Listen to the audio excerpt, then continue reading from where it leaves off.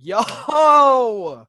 What is good, everybody? Welcome back to The Last Word Sports. And today, I got Scott and Dimitri with me. How we doing, boys? How we doing? I'm doing good, I'm bro. good, Chuck. Thanks for asking, man.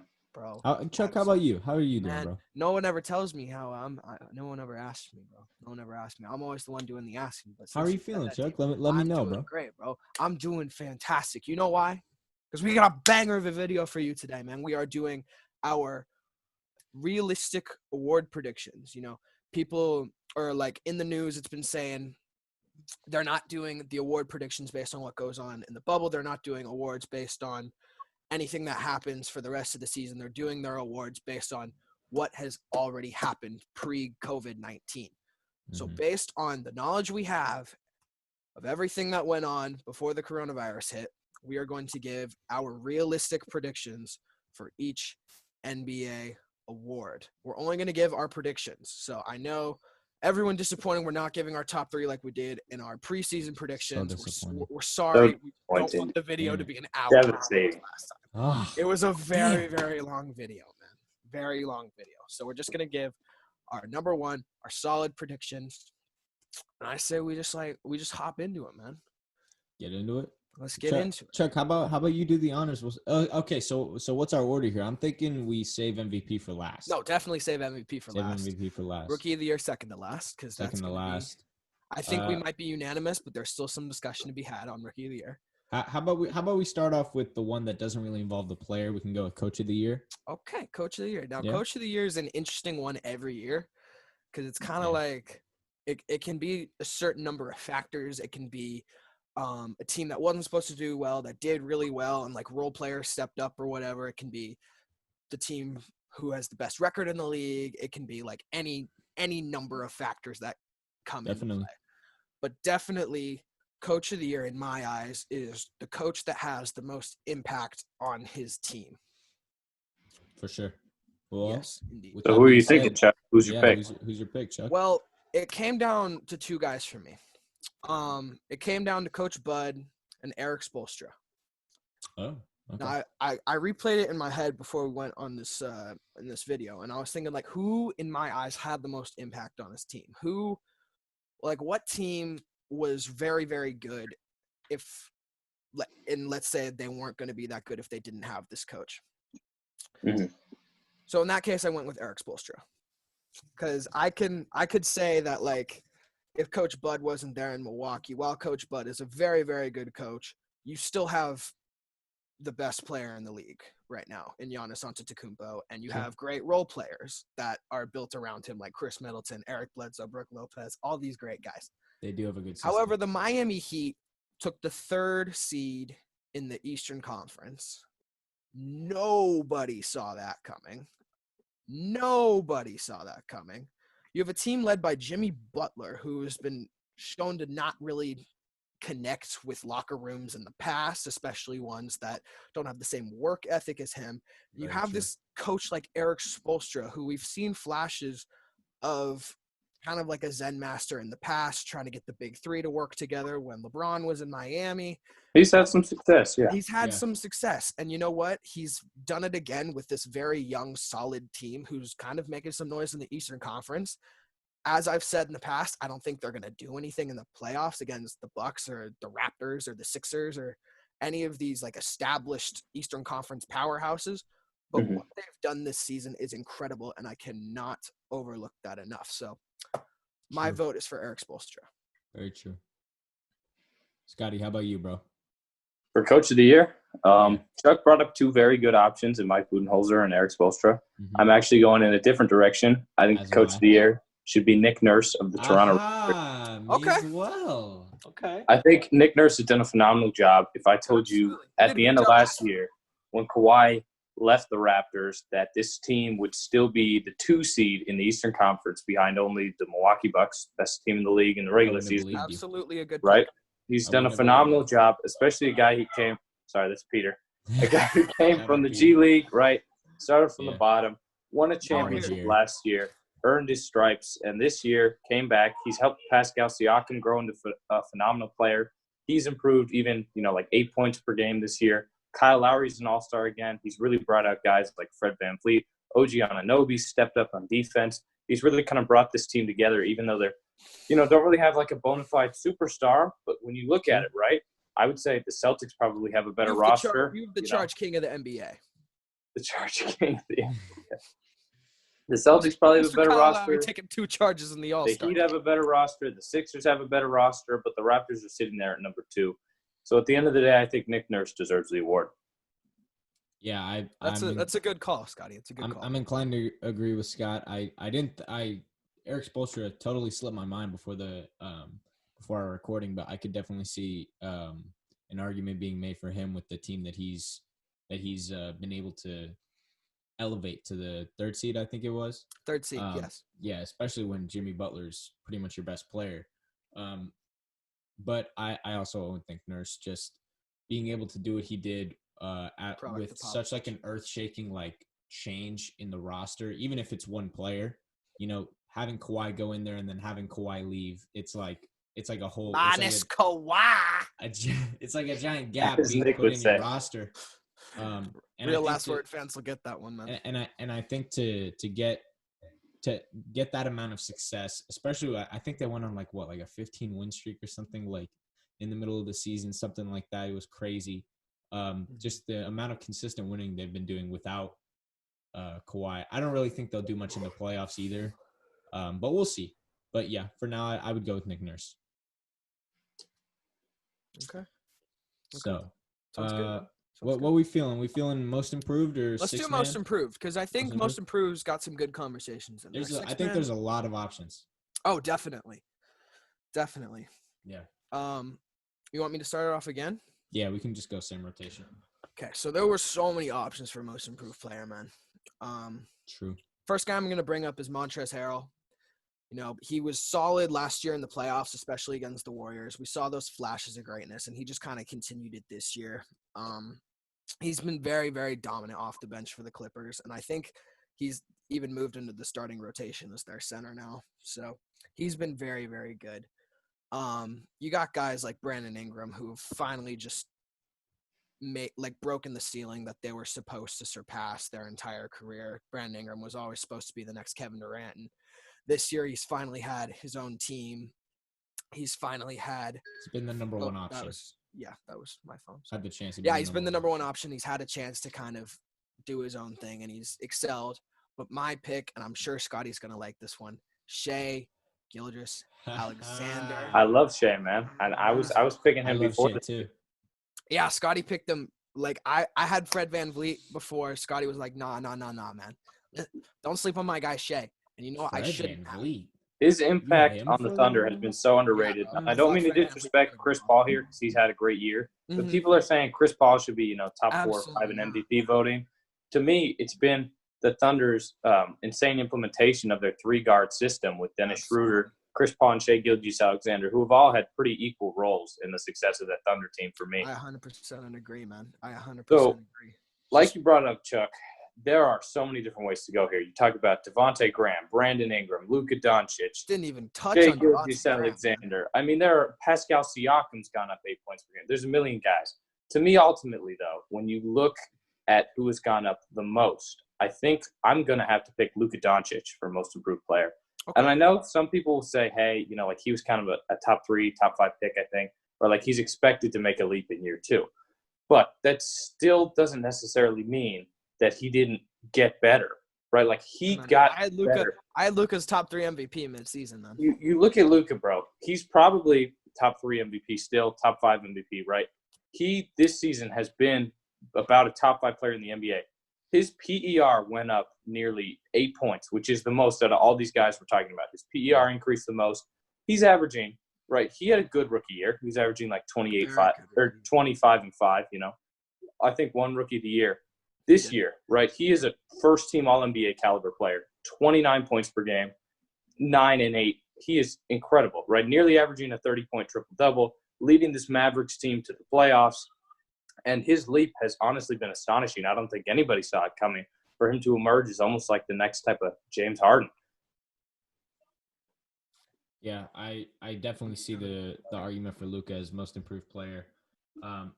I personally went with Brandon Ingram. Just because looking at his career before he got to the Pelicans, averaging, in his 3 seasons combined, averaging 14 points.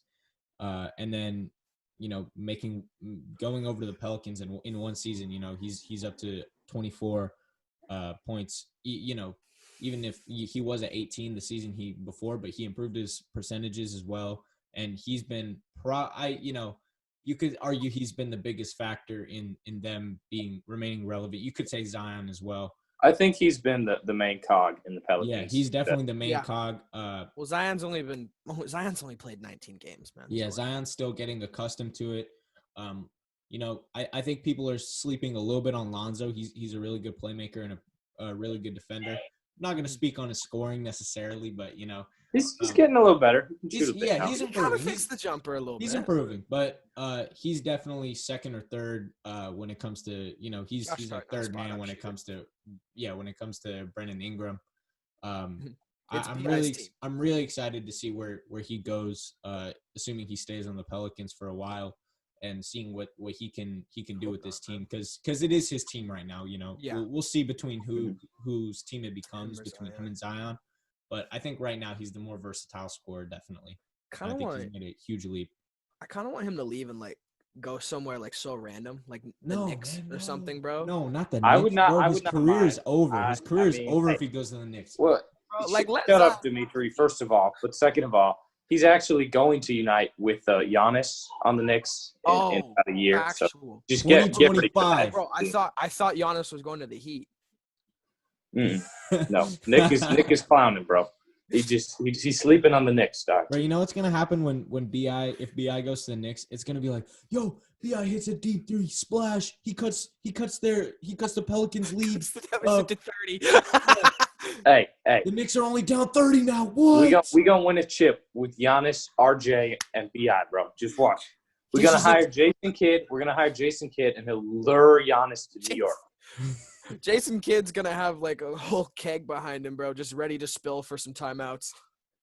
Bro, BI, this is it to Dennis Smith. We're gonna do something, man. Jr. Oh my God, Dennis Smith. Yeah, Dennis Smith Jr. breaks will be another released. 3.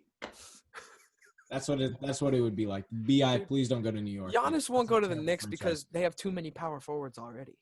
Yeah, well, Taj Gibson's too like many 100 better players. Julius Randle's. I mean, it's not like we need Bobby Portis and Julius Randle. If Giannis was interested in the Knicks, we would cut those guys immediately. No disrespect to Bobby Portis. He has cool eyes. Taj Gibson hit a full court shot against the Blazers, so respect to him. But, come on. That's it. Facts. All right, we can't get too off track here, right. but 6 men. 6 men? 6 men. Chuck, you go first. It's between the 2 guys, isn't it? It's between Trez and Lou Will. It's between Trez and Lou Will. The one other guy is Schroeder. There's an argument for Dennis Schroeder. There is an argument. You could. But I would pick Trez and Lou Will. I would pick Trez and Lou Will as the top 2. And let's let Trez have his time. Let's let Trez. I think it's Trez. I definitely think it's Trez, man. Because I went with Lou Will, man. That's fine. Sweet Lou, baby. Sweet Lou. 100%. Mr. 6 Man. I mean, in my eyes, it's very important, especially with the Clippers roster, that you have that firepower coming off the bench, because you have a bunch of bigs already in Patrick Patterson and JaMychal Green who can stretch the floor for you, but you don't really have that dominant body inside. You have Zubac, who's a big body, but he's not strong. He's not built. You bring in Harrell. Harrell's just an absolute monster. He reminds me of a Kenneth Faried when Kenneth Faried was in his prime. Yeah. Montrezl Harrell just gobbles up rebounds. He's very active, chasing the rock. Got a beautiful pick and roll with Lou Will, bro. Great pick and roll with Lou Will. He's very athletic, and he's a crafty finisher at the rim. I just definitely the stats back it up, man. What's he averaging? 18 off the bench. 18.6 points per game. Almost 19, yeah. Yeah, he's been very, very good this season, especially for a Clippers roster that needs him. And I think part of the Clippers' success, aside from Kawhi and Paul George has been out. Kawhi's been aside from that, load management thing, but Trez has been a constant, is what I'm trying to say. So yeah, that's for sure. That's the biggest thing for me, Chuck. Is you look at Trez, he's the heart and soul of this team, man. He's a dog. He fights every game. He's in there. He's scrappy. He's tough. He's physical, just like you mentioned. This team has had so much inconsistency in terms of its, primary options on offense. You look at guys like Kawhi Leonard, Paul George, Patrick Beverley, who have all missed double-digit games and who all are, perimeter players. They don't really have that dominating force in the paint, which is going to be a key that they need if they're going to beat teams like, the Bucks and the Lakers, who have pretty dominant big men in Giannis and Anthony Davis. So I think Trez is the pick for sixth man of the year, Chuck. Lou Will just got so much swag, though. I gotta go. He does have some swag. He pulls up to every NBA award show, and he knows he's gonna win sixth man. He's like, just give me the trophy, bro. I watched the scrimmage today. Lou Will looked really good. Cooking. Both he looked really, really good. He had 22, bro. Yeah. He looked, bro. He was like, how old is he, man? What's he? He is 30 something, man. Yeah, he's 34. Maybe. He's 30. He's 33. He doesn't age. That man moves like a 25-year-old. Ageless wonder. Sweet Lou. Sweet Lou, baby. I'm not gonna stuff it. You could go either way with this one. Mm-hmm. We can move on to one of the more important awards. Well, I say we go with Defensive Player of the Year here. Defensive Player of the Year. All right, hear me out, man. Hear me out. Rudy Gobert. Shut down the whole league. This man shut down the whole league, bro. Gobert is a clamp, though. He's a good rim defender. No, he's good, but on the real, though, it's Anthony Davis, man. On the real, though, it's Anthony Davis. You look at his stats. What is he, like 2 steals and a block a game? I thought it was 2 blocks and a steal a game. 2 blocks and a steal. It's one or the other. 2.4 blocks, 1.5 steals. Yeah. Like, 1, the stats don't lie. 2, he's an anchor for a Lakers team that needs an anchor down in the post because you have LeBron on the perimeter. You have Avery Bradley on the perimeter. You have guys like, Avery Bradley's not in the bubble, but we're not counting anything going on in the bubble. Yeah. You have guys like that who can harass people on the perimeter. But when it comes down to the interior defense, Anthony Davis kind of all the Lakers got, except for Dwight Howard. They got my man's JaVale. Shut up. Come on. JaVale don't play now. JaVale ain't playing no defense, bro. Mr. You know JaVale ain't playing no defense. But Anthony Davis has been very, very consistent for them. Facts. He's been rebounding at a high level. He's been blocking shots at a high level. He's been creating chances for his team going in transition at a high level. And honestly, that's all you can really ask for from a Defensive Player of the Year. You need guys who are going to get you extra possessions with the ball. And especially on a team with LeBron James, it's been very, very important for that Lakers roster. Yeah. So that's why my pick is Anthony Davis, because he has given that team extra chances with the ball.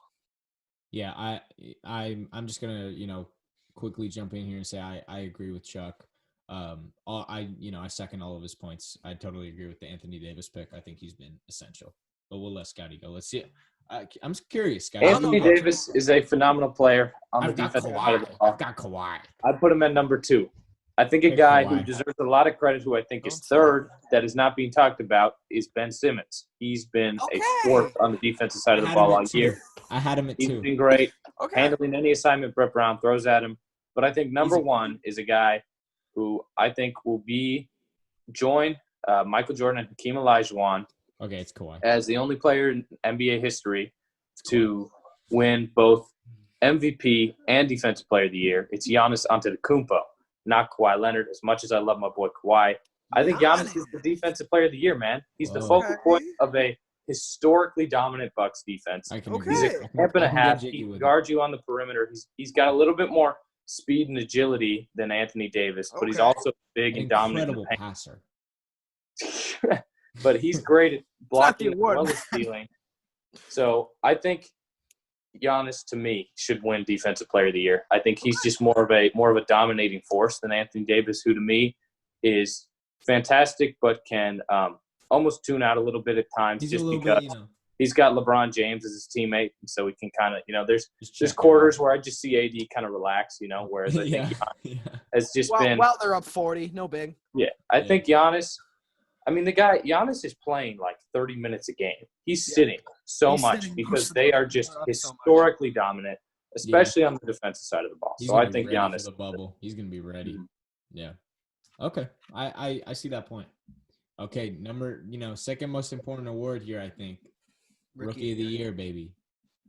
One of the more you could see it as one of the more divisive ones. I think it's pretty clear cut who wins this. I think I think you're right, Dimitri. It's John I Moran. think we have I got to go with Kendrick Nunn.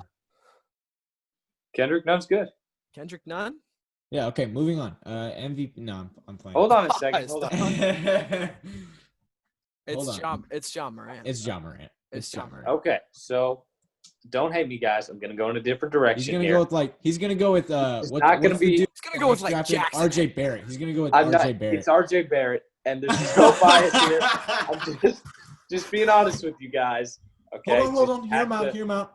It's not because he's a Knicks player. Okay, I know he's shooting 40% from the field and 32% from three. But okay. First of all, he's from Canada, so we should say nice things about him.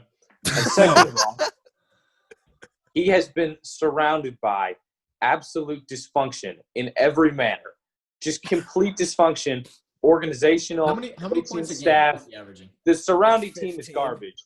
He's still putting up 14 points per game, 5 rebounds. Less. I think he slept on, but in all honesty, John Moran's the rookie of the year. Yeah. I like RJ. He's got some potential, but Ja's the rookie of the year. Zion performed better, but his sample size was just too small. Sample size is too small. You can't give him. Yeah. Ja's done a phenomenal job leading this Grizzlies team to the playoffs. He's been the best player on a playoff team, and he's a rookie. Yeah. I think that's enough. Well, throw the stats out the window. Pelicans are going to make the 8th seed because the NBA wants them to, but that's fair. We're not counting them. Y'all are sleeping on the Kings, dog. My man's Harrison Barnes is going to shave that beard when they make the playoffs. I know it's been months, okay? Hey, if they're making it, bro. Scotty, you're forgetting this. If the Blazers make the 8th seed, they're winning the NBA Finals, okay? Right, Charles Barkley said it himself. To beat the Lakers, yeah. You got to trust Chuck, man. He picks the Blazers every year. I've ever heard, bro. No cap. All right, man. Okay. That was pretty clear cut. Moving on. Most important, MVP, baby. This is going to be a bit of a discussion because I know Scott's going to say Giannis. Don't tell me LeBron, bro. I'm going with LeBron, man. Dude. I'm going with LeBron. Okay. Tell me why you're going with LeBron. This man is averaging upwards of 25, 8, and 9 at an age of 35 in a season where he has been 100% healthy with the best team.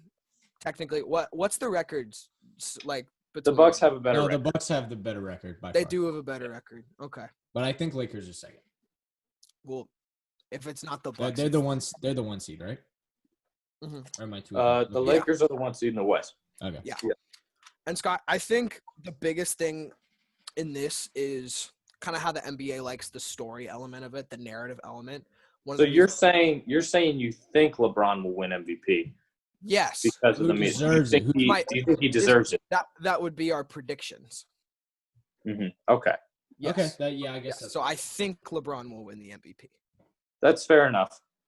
Because I still have to go the story with element, the narrative element. Same reason why Russell Westbrook frickin' won it a few years back. Like set aside the fact that he averaged a triple-double and had this historic season. Disregard that. They were a 6th seed. Like that he shouldn't have won the MVP, but because he did it without Kevin Durant and everything, he won the MVP.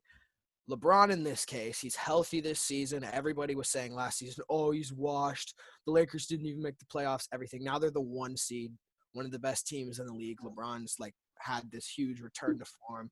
He's out here making deep-ass threes from, Okay. Hold on. LeBron wasn't out of form last year. Let's keep it a buck here. What was he averaging? I'm not 27? Well, the one thing I will say about LeBron. No, he was on my fantasy team, bro. No, he lit it up before he got statistically hurt. He was good. When LeBron got injured last year, he just completely checked out from that team and said, I don't care at all. He was pulling up, with his wine glass on the bench, just chilling, being like, B.I., Lonzo, do whatever the hell you want. You're out of here next year. I don't care anymore about your guys' winning. So I think, in terms of a leadership standpoint, he really checked out last year. And this year he has been a phenomenal leader for this team, helping unite a different coalition of pieces that, really most of those guys were not on this team last season. And he's been great, in terms of communication on defense, leading the team, playmaking, all of that. 6 man. Kuzma has remained. Kuzma remains. Okay, so Scotty, yours is Giannis? Obviously his is Giannis. Yeah. So Chuck, I understand where you're coming from with the media thing, but I would like to believe that the media has a little bit more of a objective perspective and we'll look at the statistics. Skip Bayless. Because the truth is they polled like ESPN executives, and 17 out of 20 of them, this was like a couple days ago, picked Giannis as the MVP. Mm-hmm. So I still think the media will look at it. The truth of the matter is, in every single statistical category, Giannis just dwarfs LeBron, Kawhi, every other player in the league, and it's not even close. The only argument statistically you can make for LeBron is assists per game, which he's good at. But you look at Giannis's numbers, man. He has increased in nearly every single category, and this is coming off of a year where he won MVP. Just like 30 points per game, 14 rebounds, 6 assists per game. That is really good. He's phenomenal. He's probably a top 2 defensive player of the year candidate. Yeah. The margin between his defense and LeBron's is huge. He's on the best team in the league, a historically dominant team. His PER is literally the best of all time. I think it dropped a tad bit, but he's like 5 or 6 player efficiency rating points higher than LeBron James. Yeah. He's a better scorer at this point. He's a better rebounder. He's a good playmaker. Obviously, LeBron's better. But his overall offensive game and his ability to help his team win games in the regular season has been better than LeBron's. You look at a guy who's playing with Anthony Davis by his side, and he still hasn't been able to win as many games as Giannis has with the Bucks. And even his three-point shooting has ticked up. This season, he's shooting 2 more threes per game than he was last year. And his three-point percentage has gone up by 5. He's shooting 31% instead of 26%. So he's really made strides in nearly every single category. And this is in 31 minutes per game because they're just demolishing teams. I mean, Giannis's per 36-minute stats are 34 points per game, 16 rebounds, 7 assists. That's insane. It's ridiculous, dude. That's like prime Shaq. Those are better than prime Shaq numbers with 7 assists. And shooting 31% three on 5 threes a game, bro. It's disgusting. And he's a defensive player of the year candidate. They're 51-8. I mean, what more is there to say? They're 51-8? Yeah. They've lost 8 times. Mm-hmm. I was going to go with Giannis anyway, but hearing that impassioned speech from Scotty, it's I don't even think I can hear arguments for LeBron. Yeah, I got to go. Yeah, I mean, Giannis was already my pick. Mm-hmm. That is insane. Well, they were 51-8 with Giannis playing. Once he got hurt, they lost a couple with Chris Middleton. They lost 3 to end the season, so right now they're 53-12. But so Giannis is trash. Is what you're still the best season. But that just proves to you that Giannis is even more valuable to the team. Yeah. Yeah. Understandable. So all of you out there who think LeBron should be MVP, you're wrong. Hey, man, I'm just kidding, guys. I'm just saying from a meeting perspective, man. I can get where you're coming from, though, Chuck, because the hashtag Wash King and everything, it's a pretty big narrative. Yeah, the LeBron hate was pretty strong last season. Mm-hmm. But so I think that's everything. Ben Simmons, Defensive Player of the Year. Benny's been good, man. Benny's been good. Mark my words. Next year, Ben Simmons is Defensive Player Joel of the Year. Embiid. Put it on my money. Put all my money on. No, Ben Simmons is gonna win Rookie of the Year. Stop capping. Bruh. He's gonna win Most Improved, 30 points per game. Most improved. He has not 30 points per game. He has not increased in any statistical category in any of the seasons, bro. He is literally least improved player in the league. Thank y'all for watching. If you enjoyed, comment down below. Let us know what your predictions are. Leave a like rating down below. Share it to a friend. Get them on the last word, man. We're here to stay. 2020, the comeback starts now. We back, baby. Thank you for watching. This has been the last word.